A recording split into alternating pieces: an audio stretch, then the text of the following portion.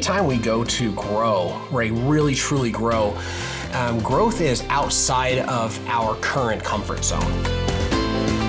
When we're talking about growth and breakthrough and we're talking about maturing as people, there's this whole idea of running to awareness and running to reality that sets a brave foundation for growth.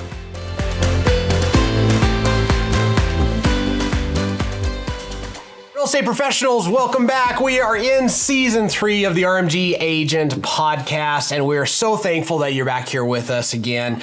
We are rolling up on somewhere around 70 episodes, and so many of you guys have liked and subscribed and been along the journey for us. So thank you so much for that. If you haven't, go ahead and hit the buttons, share it with a friend. And as always, we love our sponsor, Area Pro, because they provide a product that we think every professional agent should have. Go to areapro.com/RMG for an awesome discount. Check out the product, sign up. It's amazing. All right, Jake, what are we into? Okay, so season 3, we are jumping into warning, breakthrough may cause discomfort. Oh, yes. Fun title. Yeah. It's a little scary. Yeah. Okay, so as we talked about in our last episode, we are jumping into a theme of personal growth this year, or this season. And so we've got, of course, a model, and of course it's a triangle. Yes. So lay it out for me, Reed. Okay, so first of all, this idea of breakthrough may cause discomfort. Anytime we go to grow, right, really truly grow, growth is outside of our current comfort zone. And so when I go to grow and I'm really enjoying the experience right away, a lot of times I'm already kind of predisposed to go down this road, and I may be making advancements and all that, but I might not actually be really growing, because a lot of times the areas that I need to grow are really uncomfortable, and I might even have a posture of like, don't touch that, right? Like, I don't want to talk about this. But we want to really embrace growth, and in order to do that, we're going to have to embrace at least some level of discomfort. And so we want to make things like this simple, and we want to have models, because leaders think in models, and part of that is if we have a mental model or a way of thinking about things, we can quickly identify stuff right away. So I'll give you an example. When you go to the doctor, they do a handful of things every time, and it really helps them identify a baseline, identify where you're really at. And sometimes just by them weighing you, looking at your eyes, looking in your ears, looking down your throat, they actually have a pretty good idea of what's going on. Now, not always, right? Not with really significantly challenging medical issues, but there are a lot of things that just in a very short period of time, they can get a baseline. And so for a lot of our growth, a lot of our opportunities for growth as real estate professionals, it's not these weird outlying issues. They're issues that maybe everybody or the vast majority of people in real estate professionals either are struggling with or have come up against and have broken through, or are currently stuck just like you are. So we want to just make it simple and say, hey, 80% of the time, 90% of the time, this is kind of the direction to go. Nice. So it's a little bit like outgrowing your first house with your family, right? Like everything seems fine until, you start looking around and every closet's packed full. There's stuff in every corner of every room.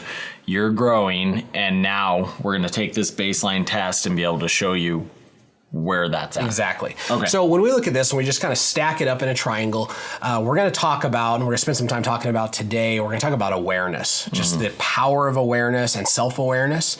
And then we're going to talk about identity, right? So we're going to layer on this maybe a pretty big topic when it comes to identity and understanding how to think about that and what impact it has on breakthrough and growth. And then we're going to talk about strategic action, actually taking action in a very poignant or a very purposeful way towards breaking through. And we'll talk about the different pieces of that, different things maybe to think about and unpack this a little bit to make it something that's actionable. And just if you're only listening, this is a base, middle, top model, that's not a 4 or a 3-point model. That's exactly right. Like we're going to talk first and foremost about this base for today's episode. Yes. What is our base? Yes, exactly. Yeah. So let's dig into the base. So we want to understand awareness and self-awareness. And this is something I've kind of been, really, really interested in recently, is just thinking about awareness and thinking about self-awareness.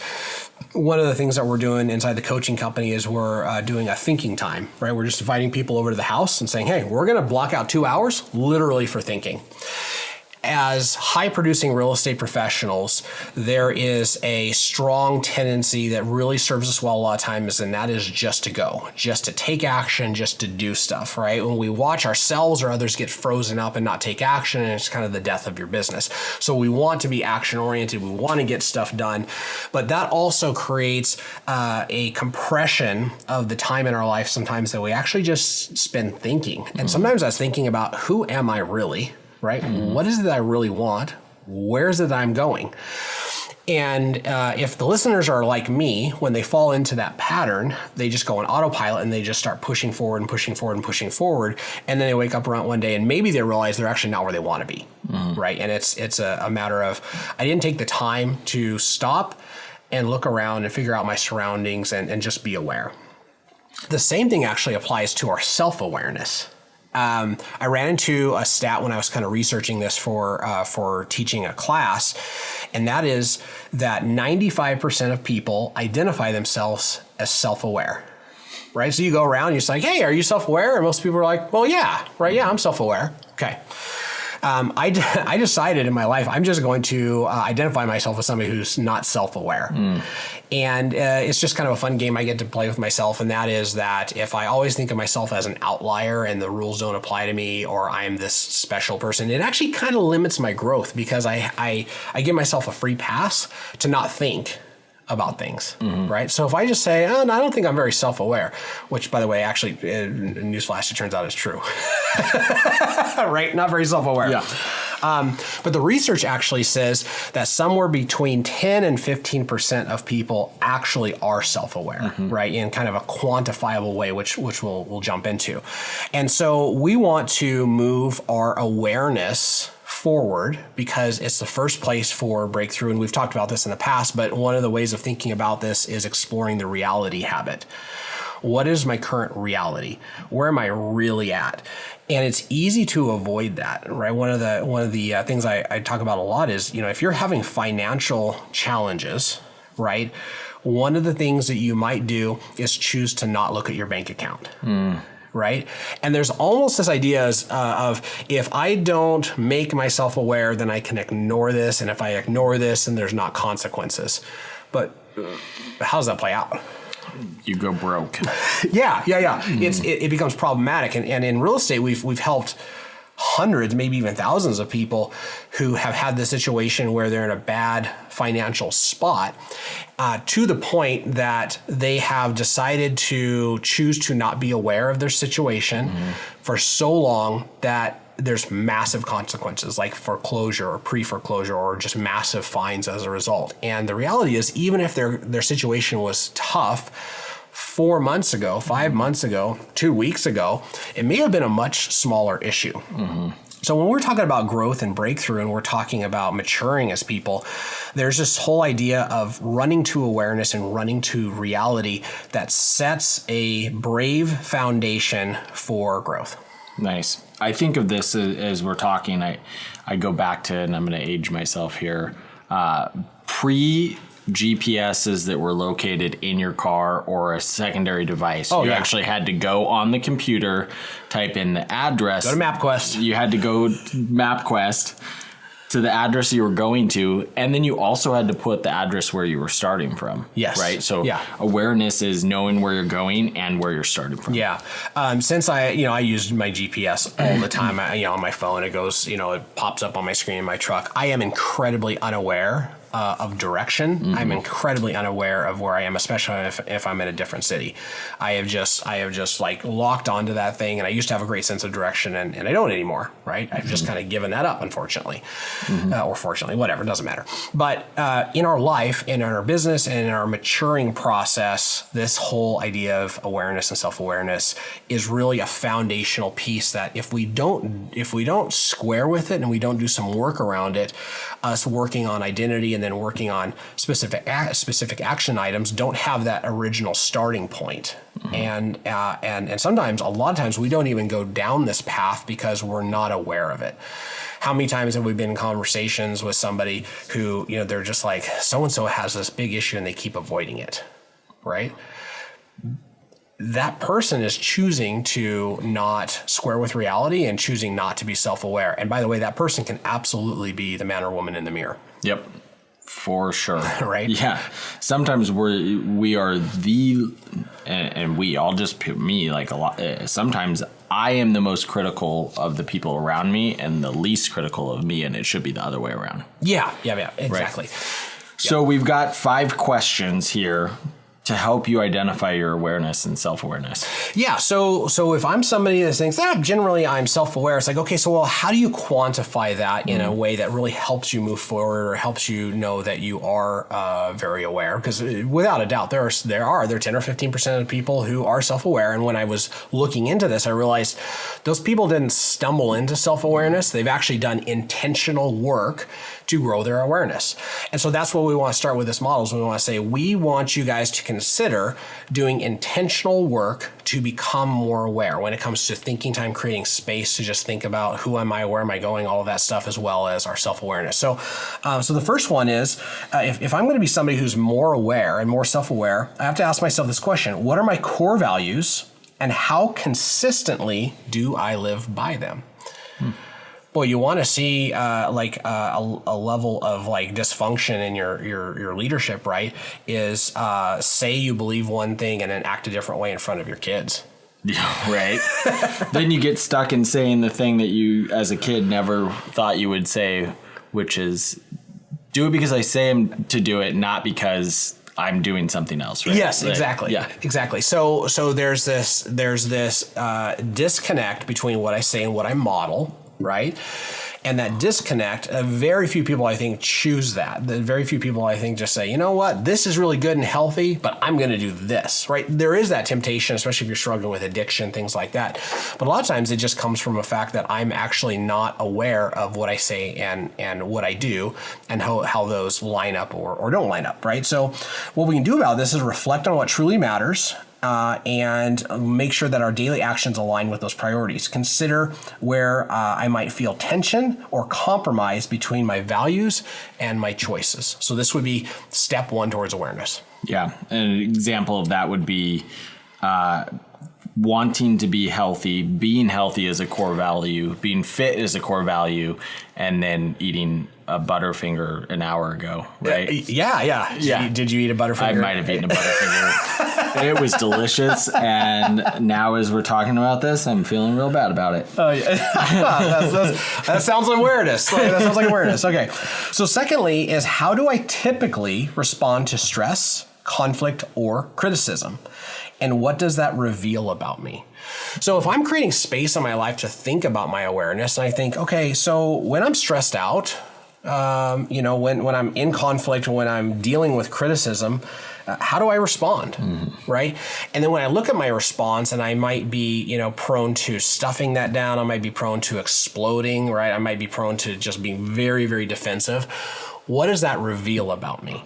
And if I can just ask myself the question, what does this reveal about me? Now I might be more aware of, like, I experience a stressful situation, and instead of reacting, I choose to respond. Reacting is very primal, right? When we find ourselves being reacting, or somebody would say this person's reactionary, right? I'm not engaging in an intentional thought process. So Stephen Covey says it really well in the 7 Habits of Highly Effective People. And he says between input and response, there is choice. Yep.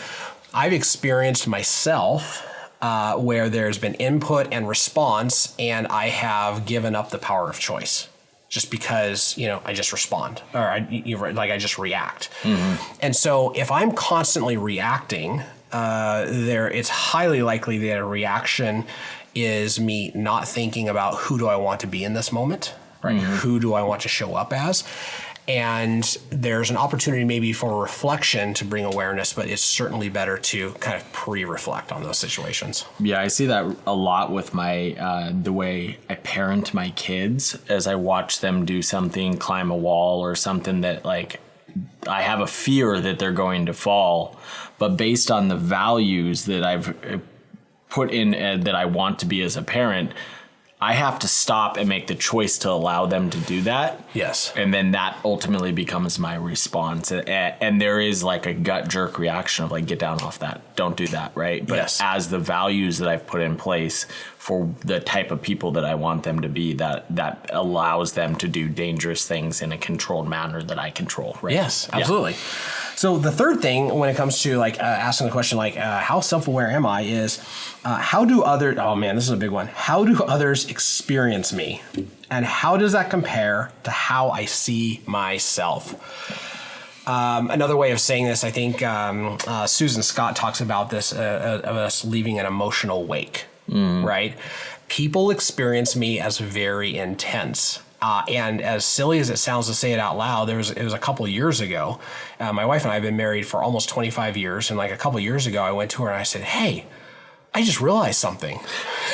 She's like, what's that? I'm like, I'm a pretty intense individual. And she looked at me like, you're an idiot, right? Or maybe more accurately, you are so unaware, right? Mm-hmm. But man, this is so powerful because self-awareness really is not just me, but it's me in relationship with other people. And if I can stop and just say, how do people experience me? Mm-hmm. There's a lot for me to learn about that. Do they experience love? Do they experience encouragement? Do they experience somebody in their corner? Do they experience somebody who is just, my dad used to say, a bull in a china shop, in reference to me. Yeah. Right? So if I'm a bull in a china shop and I'm just like, every time somebody experiences me, it's just this high level of intensity without any thought, then I'm not self-aware, and it's going to be really hard to grow because growing is going to require me to walk in and to say, okay, what is the best use of my intensity, and is this the appropriate time to have intensity? Sometimes like for getting people up and going, like, let's go, let's right? The intensity is great. You walk into a really hard situation, right? You sit down with a seller and they're working through probate for one of their parents. Man, that intensity, not okay. Right. Mm-hmm. Am I aware of that? Am I aware of the words I'm saying? Am I aware of the way that I'm being experienced in this moment? Yeah. Really important. Yeah, it makes me think of the triangle that you presented at our offsite, which was the love triangle, right? Yeah. That we love in different ways. And it's, the big default that most people struggle with is the care or the candor. Right. And if you're one of the two where you swing really hard on the other one, you have to work on the opposite, right? Yes. Yeah. So, and I know for you, we've had lots of conversations and we're in pretty deep relationship. You have found a group of people that can take you all of what you are. Yes. And how has that affected things for you? It's been huge, right? So the idea of growth isn't to mute or to kind of like bottle up some of your genius or who you created to be. Mm-hmm. It's really about being aware of how it impacts people. So one of the best things I've experienced in my life is to be surrounded by a group, in this case, a group of guys who I can be me and be on this growth process and have people look at me and just be like, yeah, like I get it, right? Or say, yes, I get it. I understand. And this is an area you should probably check out. Like you should probably, think that through. You should probably, take a look at your awareness of that. But either way, it's just this, being in a relationship with people who are willing to kind of put a mirror in front of you, which has just been a powerful thing. Yeah, it's been really cool for me because I err on maybe the opposite of intensity, right? Like I'm emotional. That was one of the things when I came over that was interesting was that my KPA talked all about how intense I was, but I don't feel that extrovertly. It's internal that I'm very intense around situations. And as we've gotten to know each other, your intensity has allowed me to be more intense extrovertly. Yeah. Well, and it's interesting because just the awareness of that is just because you're experiencing something internally intense doesn't mean somebody else can see that it registers. Right. It's like, hey, do you care about this? And inside you're like, I have strong feelings about this, right? I have strong thoughts about this, but that doesn't necessarily come out. And so somebody might experience you as being apathetic, where you're very not apathetic, right? Again, it's an awareness issue. Yeah, and that's something that with clients, like I have to focus on showing that I am intensely fighting for them, even if I know that I am. Like I have to show them that I am intensely fighting for them because they may not see it. Yes. Yep. Exactly. Okay. So what are we? Question 4. Yes. What recurring patterns exist in my relationships, work, or personal goals? Yes. Patterns are such a great way. Like if you're creating space to think and you're creating space to ask yourself these questions about the reality habit, about awareness, being able to see patterns is something that you'll see if you take the time to stop and really reflect and think about this. And patterns, for the good or the bad, really show you something that comes out of you consistently. Like over and over and over again, I can see this pattern in my life. Not all patterns are good, not all patterns are bad, and some patterns maybe you could even say are irrelevant, they just exist. But if I know that I have this pattern of the way that I start a conversation or end a conversation, it really helps me to be able to understand, is this default a healthy thing? So I'll give you an example. Every time growing up, I would hear my dad get off the phone.